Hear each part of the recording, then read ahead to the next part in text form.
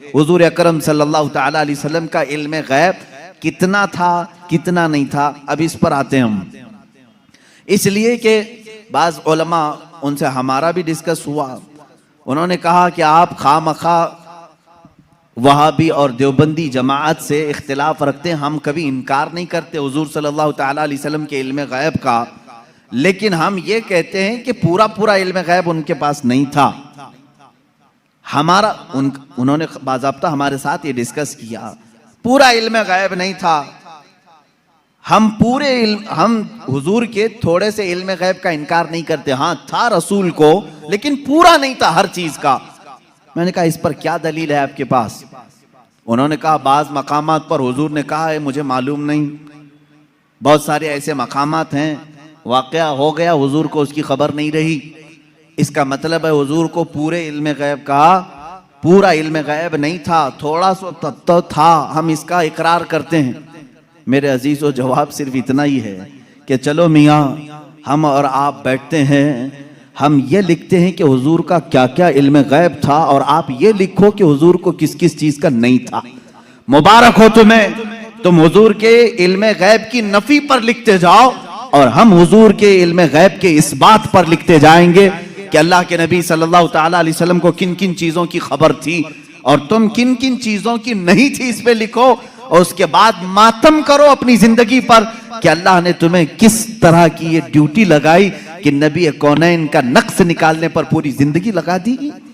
हुजूर पाक के सल्लल्लाहु ताला अलैहि वसल्लम के मर्तबे को कम करने के लिए तुम्हें ड्यूटी लग गई, तुम इस चीज पर तैयार हो गए। अजीज़ान गिरामी वक़ार, पहले ये तो मुझे बताएं कि कौन है जो ये इंसाफ करेगा इतना था इतना नहीं था, कितना था? क्या तुम नबी के जमाने में हो? हुजूर पाक सल्लल्लाहु ताला अलैहि वसल्लम से तुमने कुछ पूछा है इस बारे में? चलो अगर 100 चीजों का इल्म था हुजूर सल्लल्लाहु ताला, या इल्म गैब अगर 100 को कहते हैं तो तुम बताओ हुजूर के पास 70 था कि 75 था कि 80 था कि 82 था? कोई हद है तुम्हारे पास? नहीं बता सकेंगे, मेरा चैलेंज है। वो कहते हैं बाज का था, अरे मियां वो बाज की भी तो तहदीद कर दो, बाज का मतलब क्या है? नहीं, बाज का इल्म गैब था। आज भी वो कहते हैं हुजूर को बाज चीजों का इल्म गैब था। मैं यही कहता हूं वो बाज कितना था ये आप मुतय्यन करके बता दो। चलो 30% था, 40% था, परसेंटेज नहीं बयान कर सकेंगे। जहां उन्होंने उंगली रख दी कि इतना था, तो फिर वो इस्लाम में ज्यादती करने वाले बन जाएंगे और खारिज इस्लाम हो जाएंगे। हुजूर के इल्म को उन्होंने अगर घेर दिया इतना था, अब हमसे वो पूछते हैं चलो ठीक है हम नहीं बताते कितना परसेंट था, आप ही बताओ कितना था। हम कहते हैं अल्लाह के बाद अगर कोई इल्म है तो रसूल पाक के बाद, तो अल्लाह का नापो, उसके बाद पता चल जाएगा। अल्लाह रब्बुल इज्जत का जो इल्म है उसके बाद अल्लाह ने अगर किसी को इल्म अता किया है तो अपने रसूल को अता किया, यह हमारा अकीदा है। अब हमें मालूम नहीं अल्लाह का इल्म कितना है, अब हमको वो असल मालूम नहीं, तो फिर जिसको अता किया उसका क्या हम हिसाब कर सकेंगे? अब एक एग्जाम्पल मैं आपको बता दूं, सैयदना खिजर अलैहिस्सलाम, जिनको खदिर कहा गया है, मूसा अलैहिस्सलाम और हजरत खदिर का जो वाकया है सूरह कहफ में है, उन्होंने खुद कहा है कि मुझे बाज़ चीज़ों की हिकमत दी गई। हजरत मूसा अलैहिस्सलाम हजरत खिजर से मिलने के लिए गए थे, मालूम होगा आपको वाकया। मूसा अलैहिस्सलाम अपने ज़माने के जलीलुल क़द्र पैगम्बर है, आपने अल्लाह की बारगाह में दुआ की कि अल्लाह जो इल्म और हिकमत से भरा हुआ तेरा बंदा है मुझे उससे मुलाकात करा। अल्लाह ने फरमाया एक मछली भून करके ले चलो, समंदर के किनारे किनारे चलते रहो, जहां ये मछली जिंदा होकर समंदर में चली जाए वहां मेरे उस बंदे से तेरी मुलाकात होगी। कुरान पाक में ये मौजूद है सूरह कहफ में। मूसा अलैहिस्सलाम अपने गुलाम के साथ लेकर चलते रहे, एक जगह आराम करने के लिए आप रुके, सो गए, मछली वहीं जिंदा हुई, भुनी हुई मछली, तली हुई मछली जिंदा हुई और समंदर में कूद गई। गुलाम ने खबर नहीं किया, उठाया नहीं। मूसा अलैहिस्सलाम आराम फरमा रहे थे, फिर जब बेदार हुए तो गुलाम भूल गए, आगे चल पड़े। मूसा अलैहिस्सलाम को भूख की शिद्दत हुई तो आपने कहा लाओ वो मछली खा लेते हैं, अब लंबा सफर नहीं होगा। तब गुलाम ने कहा वो मछली वहीं उछल कर चली गई थी जहां आप आराम कर रहे थे। वाकया तवील है। वापस मूसा अलैहिस्सलाम वहां आए तो देखा एक सफेद पोश बुजुर्ग थे, उन्होंने आपका नाम लेकर के आपको सलाम की, मुलाकात हुई। हजरत मूसा अलैहिस्सलाम ने उनसे कहा कि मैं आपके साथ कुछ दिन रहना चाहता हूं। उन्होंने कहा तुम मेरे साथ नहीं सब्र कर सकोगे। मूसा अलैहिस्सलाम ने कहा रहूंगा। उन्होंने एक शर्त रखी, मैं जो भी काम करूं उस पर पूछना मत कि ऐसा क्यों किया। मूसा अलैहिस्सलाम इस पर पाबंदी के साथ चलते रहे। 3 वाकयात कुरान में बयान किए गए। कश्ती पर बैठे और वो कश्ती वाला फ्री में बिठाया दोनों को, मूसा अलैहिस्सलाम और हजरत खिजर को। आप हजरत खिजर उसकी कश्ती को फाड़ने लगे। मूसा अलैहिस्सलाम ने कहा कि ये फ्री में बिठाया है, उसकी कश्ती को आप फाड़ रहे हैं। उन्होंने जलाल का इजहार किया, कहा मैंने कहा था आप मेरे किसी काम पर ना सवाल करें। आपने कहा आइंदा नहीं किया जाएगा। कश्ती से उतरे, एक मकाम पर गए, एक गांव में कुछ बच्चे खेल रहे थे, उसमें खूबसूरत बच्चा था, उसको पकड़ करके उन्होंने मार दिया हजरत खिजर ने। मूसा अलैहिस्सलाम ने फिर पूछा कि आपको यही बच्चा मिला था, इसको आपने मार दिया। उन्होंने फिर कहा, आपने फिर पूछा। उन्होंने कहा मूसा अलैहिस्सलाम ने आखिरी एक मौका और, एक गांव पहुंचे, गांव वालों से कहा हमको मेहमान बना लो। गांव वालों ने इनकार कर दिया, हम दोनों को मेहमान नहीं रखेंगे और ना खाना खिलाएंगे। वो वहां से निकले, उस गांव की एक दीवार गिर रही थी। मूसा अलैहिस्सलाम से हजरत खिजर ने कहा चलो दोनों मिलकर के दीवार को सीधी करते हैं। मूसा अलैहिस्सलाम ने कहा एक तो गांव वालों ने खाना भी नहीं खिलाया, मेहमान भी नहीं बनाया, इनकी दीवार को हम क्यों सही करें, और आपने ऐसा क्यों किया। हजरत खिजर ने कहा अब यहाँ से तुम्हारा और हमारे जुदाई का रास्ता, हादा फिराकु बैनी व बैनक सउनब्बिउका बितअवील मा लम तस्तति अलैहि सबरा। कुरान कहता है अब खिजर अलैहिस्सलाम ने कहा जिस पर आपको सबर नहीं हुआ उनमें से हर एक की मैं हिकमत बताता हूँ, इसके पीछे छुपा हुआ गैब का इल्म क्या था। ये कौन कह रहा है, सैयदना खिजर अलैहिस्सलाम। इसके पीछे छुपे हुए राज क्या थे। वो कश्ती जिसमें हम बैठे थे मैंने इसलिए फाड़ा कि किनारे एक बादशाह जालिम जो अच्छी कश्तियों को देख करके गसब कर लेता था, लूट लेता था, मैंने उस पर एहसान करके थोड़ा सा ऐब लगा दिया ताकि इस मजदूर की कश्ती को बादशाह हड़प ना ले, गसब ना कर ले। ये इसके अंदर छुपा हुआ गैब था, गैब का इल्म था। मूसा अलैहिस्सलाम को दूसरे वाक़ये की खबर उन्होंने दी। वो बच्चे के मुतालिक मुझे अल्लाह की तरफ से ये इल्म था कि वो बड़ा होकर के अपने माँ बाप को भी मारेगा और कातिल बल्कि वो काफिर बना डालेगा, इसलिए मैंने उसको मार दिया ताकि इसके वालिदैन महफूज रहें, ईमान की हालत में रहें। तीसरे उस दीवार को हमने जो सही किया वो दर हकीकत 2 यतीमों की थी, उनके बाप ने उस दीवार के पीछे खजाना दफन किया है, अगर ये गिर जाती तो गांव वाले हड़प ले जाते। मैंने उन यतीमों की हिफाजत के लिए दीवार को सही किया। ये 3 गैब की खबरें बताते हैं हजरत खिजर। उसके बाद जो बात है खिजर, सैयदना खिजर, इनके मुतालिक खुद इख्तिलाफ है कि ये नबी थे कि वली थे, नबी थे कि वली थे। बाज़ उलमा ने कहा बनी इसराइल के नबी थे, बाज़ उलमा ने कहा नहीं वो अपने वक्त के वली थे। बहरहाल अल्लाह ने उनको इल्म हिकमत अता किया था। अब आओ मैं आपको बताता हूँ कितना दिया था। अब यही बात चल रही ना, कितना दिया था, इतना कि उतना। हजरत मूसा अलैहिस्सलाम ने हजरत खिजर से पूछा कि आपको कितना इल्म गैब मिला। वो समंदर के सफर पर थे, समंदर को तो जानते हैं आप, इसका किनारा कौन देखा है, इधर शुरू हुआ कि उधर खत्म हुआ मालूम ही नहीं पड़ता। समंदर तो वहां तक दिखता है जहां तक आसमान लगा हुआ दिखता है। समंदरों को आपने देखा होगा तो मालूम है, हमने सफर भी किया है, कोई किनारा समंदर का दिखता नहीं जल्दी। हजरत खिजर उस वक्त कश्ती में बैठे हुए हैं मूसा अलैहिस्सलाम के साथ। एक चिड़िया उड़ती हुई आई, बैठी, उसने चोंच मारा और समंदर से कतरा पानी पी और उड़कर चली गई। हजरत खिजर कहते हैं इल्मे इलाही की मिसाल समंदर की तरह है, और चिड़िया ने जितना कतरा पानी उसमें से पिया उतना भी मुझे नहीं मिला है। ये कौन कह रहा है, सैयदना खिजर, बनी इसराइल के नबी, जिनके गैब की खबरें मूसा अलैहिस्सलाम को बताई गई, उतना इल्म था उनके पास जो चिड़िया समंदर के कतरे में, समंदर में से जितना पी ले। मेरे अजीजों, अब यहाँ से कितना और इतना का अंदाजा वही कर सकेगा जो इल्म इलाही को नापा होगा। अल्लाह का इल्म कितना है। अब यहाँ रसूल करीम सल्लल्लाहु ताला अलैहि वसल्लम के दरबार में आते हैं। अगर आप सवाल करते हैं कितना था कितना नहीं था, तो ये मसला हम डायरेक्ट अल्लाह से क्यों ना पूछ लें? ऐ मौला, अता करने वाला तू है, लेने वाला तेरा रसूल है, तू ही बता दे कितना इल्म था। कुरान के पाक की आयत आप चौथे पारे में पढ़ें, 5वें पारे में पढ़ें, अल्लाह रब्बुल इज्जत फरमाता है वअल्लमका मा लम तकुन तअलम व कान फज़लुल्लाहि अलैका अज़ीमा। ऐ रसूल, हमने आपको इल्म गैब कितना दिया? कितना दिया? फरमाता है मेरा मौला, ऐ रसूल, हर उस चीज का इल्म दिया जो आप पहले नहीं जानते थे। अब क्या क्या नहीं जानते थे तुम तय करो, फिर मैं बताता हूं। हर उस चीज का इल्म अल्लाह ने उन्हें दिया है। तुम अगर कहते हो रसूल ये नहीं जानते थे, तो मौला तो कह रहा है जो रसूल नहीं जानते थे मैंने दे दिया है। तुम अगर कहोगे हुजूर बचपन की खबरें नहीं जानते थे, मैं कहूंगा अल्लाह वो भी दिया है।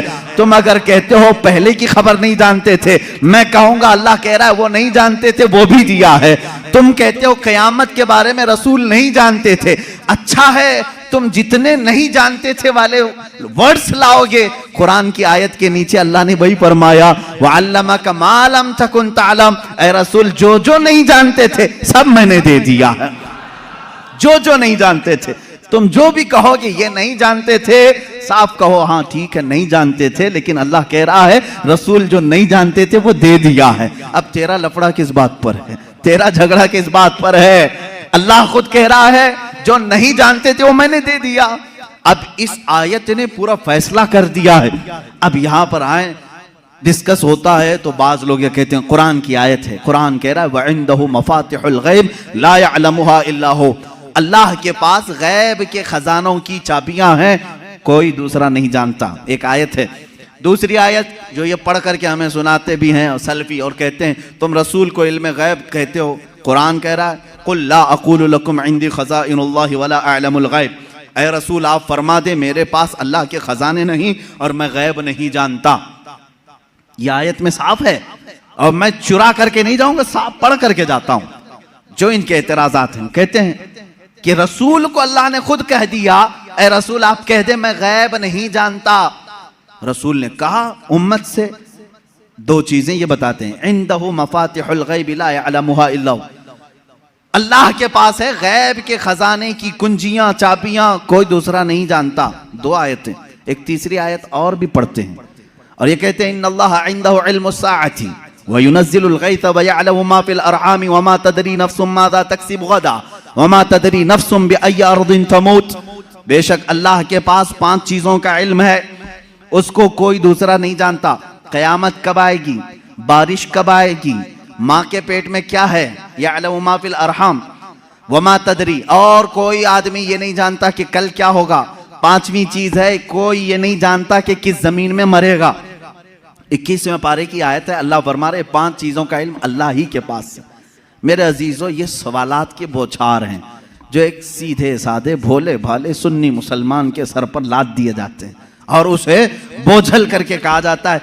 कुरान जब ये कह रहा है रसूल को कि आप कह दें कि मैं गैब नहीं जानता, और अल्लाह कह रहा है कि गैब के खजाने की चाबियां उसी के पास है किसी के पास नहीं, तो जवाब देना मुश्किल होता है। बाज बंदों को कहते हैं हाँ सही बात है, हमारे मौलवी हजरात ने कुछ और बताया था, यहाँ बातें। मैं आज आपको खुल करके इन तमाम चीज़ों की वजाहत करूँगा। एक बात मैं तकरीबन यहाँ पर 100 किताबों से साबित कर सकता हूँ। मुसन्निफीन, शारहीन हदीस, सीरत निगार, मुहद्दिसीन, मुफस्सिरीन कुरान, इनकी पूरी जमातों के तकरीबन 100 अइम्मा इकराम की किताबों से हम साबित कर सकते हैं। इन सारी आयतों में अल्लाह ने जो फरमाया है कि किसी के पास नहीं, इसका मतलब क्या है? गैब के खजानों की चाबियां किसी के पास नहीं। मेरे अजीज, उससे कहो हम भी यही मानते, अल्लाह के सिवा किसी के पास नहीं। पहली आयत पर मैं बात कर रहा हूं, हमारा भी अकीदा यह है गैब के खजानों की चाबियां सिर्फ अल्लाह के पास है। लेकिन उसी आयत में ये कहीं दिखा दो कि उस खुदा ने यह भी कहा हो कि मैं किसी को देता भी नहीं। इस आयत में मुझे ये दिखा दो। ये तो मैं भी मानता हूं कि अल्लाह ने फरमाया गैब के खजानों की चाबियां सिर्फ उसी के पास हैं, मालिक वही है। लेकिन क्या उसने इस आयत में यह भी कहा कि मैं ये किसी को देता ही नहीं? ये मुझे बता दो, कहीं कहा अल्लाह ने मैं किसी को देता ही नहीं? लेकिन मैं तुम्हें बताता हूं अल्लाह दूसरी जगह फरमा रहा है, वमा कान अल्लाहु लियुत्लिअकुम अलल गैब वलाकिन्नल्लाह यजतबी मिन रुसुलिही मन यशा। अल्लाह रब्बुल इज्जत के पास इल्म गैब के खजाने हैं, कोई दूसरा इसका मालिक नहीं। हाँ अल्लाह फरमाता है वलाकिन्नल्लाह, लेकिन अल्लाह अपने बंदों में से जिसे चाहता है गैब के खजाने देता है। एक तरफ तो रब ताला फरमा रहे हैं, अब समझ में आई बात। दूसरी आयत ये नहीं पढ़ते, ये चुरा के जाते हैं। मैंने ये जो एतराज करते हैं वो भी आयत पढ़ी, और जवाब में जो आयत पढ़नी चाहिए थी वो भी मैंने पढ़ी। अल्लाह ने फरमाया बिल्कुल सच है, हमारा अकीदा भी यही है, गैब के खजानों की चाबियों का मालिक सिर्फ अल्लाह है। लेकिन उसने कहीं कुरान में ये नहीं कहा कि मैं ये चाबियां किसी को नहीं देता, कहीं कहा अल्लाह ताला ने, बल्कि रसूल से पूछते हैं। मेरे आका सल्लल्लाहु ताला अलैहि वसल्लम खुद फरमाते हैं, हदीस पाक है, सही हदीस है, उअतीतु मफातीह खज़ाइनिल अर्द। मेराज की रात आपको अल्लाह ने क्या क्या दिया? हुजूर फरमाते हैं, मुझे जमीन के सारे खजानों की चाबियां अल्लाह ने दी। रब है मोती ये है कासिम, रिस्क उसका है खिलाते ये हैं। टेंशन तीसरे को क्यों है, तकलीफ तीसरे को क्यों है? अल्लाह फरमा रहा है देना चाहे वो अपने बंदों में से जिसको चाहे दे दे। एक आयत ये है। अब दूसरी बात, आप ऐ रसूल फरमा दें कि मैं गैब नहीं जानता। एक आयत ये भी पढ़ करके बता, देखो 7वें पारे में है, अल्लाह ने फरमाया ऐ रसूल आप कह दें मैं गैब नहीं जानता। इसका मतलब क्या है? जब रसूल खुद फरमा रहे हैं मैं गैब नहीं जानता। अजीज़ान गिरामी वक़ार, हर आयत का पस मंज़र देखना होगा कि आयत क्यों नाजिल हुई, किस मकाम पर नाजिल हुई। अजीज़ान गिरामी वक़ार, रसूल करीम सल्लल्लाहु ताला अलैहि वसल्लम के लिए कोई ये अकीदा न गढ़ ले कि जैसे खुदा का इल्म है वैसे रसूल का भी इल्म है, ये शिर्क हो जाएगा। किसी सुन्नी का ये अकीदा है? क्या आप रसूल को खुदा के बराबर समझते हैं? रसूल का इल्म खुदा के इल्म के बराबर है? नहीं, अल्लाह का इल्म उसका अपना जाती इल्म है, और रसूल का जो इल्म है वो अता किया हुआ है। खुदा को किसी ने अता किया, लेकिन रसूल को अल्लाह ने अता किया है। अब यहां पर अल्लाह ने जो रसूल से फरमाया ऐ रसूल आप कहते मैं गैब नहीं जानता, इसका मतलब वैसा गैब जो अल्लाह का है वो मैं नहीं जानता, हाँ वो सब जानता हूं जो अल्लाह ने मुझे दिया है। बात समझ में आ गई? ये दूसरी आयत हो गई। तीसरी आयत, जो 5 चीजों का इल्म अल्लाह के पास है, वो कौन कौन सी 5 चीजें मैंने बता दिया। कयामत कब आएगी, माँ के पेट में क्या है, बारिश कब आएगी, कौन कहाँ मरेगा, और कल क्या होने वाला है। ये 5 चीजें 21वें पारे में अल्लाह ने फरमाया। ये बहुत सारे लोग एतराज के तौर पर इसी आयत को पेश करते हैं, कहते हैं देखो रसूल को अल्लाह ने इन चीजों से भी दूर रखा था, ये 5 चीजों की खबरें नहीं। जबकि आप हदीसें पढ़ें तो ये 5 चीजों की खबरें हुजूर ने दी हैं। कुरान कह रहा है इसका इल्म किसी के पास नहीं, और रसूल यहां खबरें दे रहे हैं। एक टुकड़ा उसमें से मैं बता दूं, एक टुकड़ा अल्लाह के नबी सल्लल्लाहु ताला अलैहि वसल्लम की हदीस की तरफ मैं ले जाऊंगा। कुरान की आयत का एक टुकड़ा, कौन कहां मरेगा ये नहीं जानता कोई। वमा तदरी नफ्सुम बिअय्यि अर्दिन तमूत। लेकिन जंगे बद्र का मौका है, दूसरे दिन जंग होने वाली है। रात के वक्त मेरे आका सल्लल्लाहु अलैहि वसल्लम अपने हाथ में छड़ी लेकर के चल रहे हैं। मुस्लिम शरीफ की हदीस है, सही मुस्लिम शरीफ की हदीस। हुजूर सल्लल्लाहु ताला अलैहि वसल्लम अपने हाथ में लकड़ी लेकर मैदान में आए। अपने सहाबा को हौसला दिलाना था कि तुम घबराओ मत, कल क्या होने वाला है मैं बताता हूं। कुरान कह रहा है कल क्या होने वाला है वो किसी को नहीं मालूम, और रसूल कह क्या टकराव है क्या रसूल में और कुरान में? मैं इसको बताऊंगा मेरे अजीजों जवाब के जरिए से। कोई टकराव नहीं, टकराव तो इनके पेट में। यहां हुजूर पाक सल्लल्लाहु ताला अलैहि वसल्लम ने अपनी लकड़ी उठाई और सहाबा से कहा इधर हटो, एक गोल लकीर खींची और फरमाया देखना कल जंग खत्म होने के बाद अबू जहल यहां मरेगा, अबू जहल गिर करके यही मरा होगा। दूसरा दायरा खींचा और एक काफिर का नाम लिया, कहा यहां उतबा मरेगा, यहां शैबा मरेगा। कुरान कह रहा है कौन कहां मरेगा ये किसी को नहीं मालूम, और रसूल लकीर खींच करके बता रहे हैं अबू जहल यहां मरेगा। अब जिस सहाबी ने ये हदीस रिवायत की है, आप हदीस के आगे के अल्फाज पढ़ें, इनकार की गुंजाइश उनके पास भी नहीं, इसलिए कि मुस्लिम शरीफ की हदीस है। मुस्लिम शरीफ की हदीस है जो बुखारी का दर्जा भी रखती है बाज मकामात पर। मेरे अजीजों साहबी कहते हैं जंग हुई, खत्म हुई, दूसरे दिन हम फतह का जश्न मना रहे थे, लेकिन मैदान में जब काफिरों की लाशें घसीटने के लिए आए तो हमने देखा रसूल पाक सल्लल्लाहु अलैहि वसल्लम ने जो दायरा खींचा था जिसके नाम का, वो एक बाल बराबर भी बाहर नहीं गिरा था, वहीं गिर। अबू जहल के लिए जो पिंजरा बनाया गया था उसी में मरा है। उतबा और शैबा के लिए जो डेडलाइन खींची गई थी वहीं उनका डेड हुआ है, आखिरी वहीं खत्म हुए हैं। मेरे अजीजों, कुरान कह रहा है कल क्या होने वाला है ये किसी को नहीं मालूम। रसूल ने एक दिन पहले जंग कल कैसे होने वाली वो बता दिया। दूसरी चीज कुरान कह रहा है कौन कहां मरेगा ये नहीं मालूम, रसूल तो जमीन खींच करके बता रहे हैं। दो चीजें तो यहां हो गई, मां के पेट में क्या है ये भी कोई नहीं जानता। तुम रसूल की बात आते हो तो यहां कहते हो देखो रसूल, कुरान कह रहा है मां के पेट में क्या है वो नहीं जानता। तुम तो डॉक्टरों के बारे में भी इतना इल्म रखते हो कि सोनोग्राफी से बता देते हैं लड़का है कि लड़की है। आज के जदीद इल्म में इसका तो इनकार नहीं है। अब ये कुरान की आयत जिस चीज को मना कर रही है कोई नहीं जानता, इसका मतलब क्या है? इसका मतलब क्या है? अब बारिश का मसला है, बारिश कब होगी ये किसी को नहीं मालूम, बारिश कब होगी ये किसी को नहीं मालूम। लेकिन बारगाह मुस्तफ़ा सल्लल्लाहु अलैहि वसल्लम में एक साहबी हाजिर हुए, कहा कि आका कहत पड़ गया है, बकरियां सूख रही हैं, जानवर मरने के करीब में, बारिश नहीं है, कब आएगी? ये किससे पूछने आए साहबी? रसूल पाक से। जबकि कुरान कह रहा बारिश कब आएगी ये किसी को नहीं मालूम। मालूम होना ना होना अलग बात है। रसूल पाक ने कहा अभी नाजिल कर दे। हुजूर पाक सल्लल्लाहु ताला अलैहि वसल्लम को अल्लाह ने इतना इख्तियार अता किया कि आपने हाथ उठाया और कहा ए मौला हमारे कहत साली को दूर कर दे, बारिश बरसा। वो साहबी कहते हैं हमारे हाथ नीचे भी नहीं हुए थे कि बारिश शुरू हो गई, और इतनी हुई 8 दिन तक होती रही। दोबारा वो आए वही साहबी, उन्होंने कहा आका अब पानी भर गया है और घरों में आ रहा है, आप इतना कह दें कि अब बारिश मदीने में नहीं दूर बरसे। हुजूर ने फिर हाथ उठाया और कहा अल्लाहुम्मा हवालैना ला अलैना, ऐ अल्लाह हमारे इर्द गिर्द बरसा, अब हमारे लिए काफी है। वो साहबी कहते हैं मदीने के ऊपर से बादल छट गया, यहां सूखा रहा, आसपास बारिश बरसती रही। तुम तो इनकार कर रहे हो कि रसूल को कब बारिश आएगी ये नहीं मालूम। हदीस तो बता रही है रसूल जब चाहे आ जाए, जब चाहे आ जाए। अब आयत का क्या मतलब है? आयत में जो इनकार है और हदीस में भी है, हुजूर ने फरमाया 5 चीजों का इल्म किसी को नहीं। यहां यही जवाब मैं दूंगा, ऐ मेरे अजीज, अल्लाह ने ये सच फरमाया कि ये 5 चीजों का इल्म अल्लाह ही के पास है, लेकिन पूरी आयत में अल्लाह ने ये कहीं नहीं फरमाया ये मैं किसी को दूंगा भी नहीं। अल्लाह ने फरमाया ये 5 चीजों का इल्म मैं किसी को देता भी नहीं, बल्कि अल्लाह जिसे चाहे इन 5 चीजों से खबरदार करे।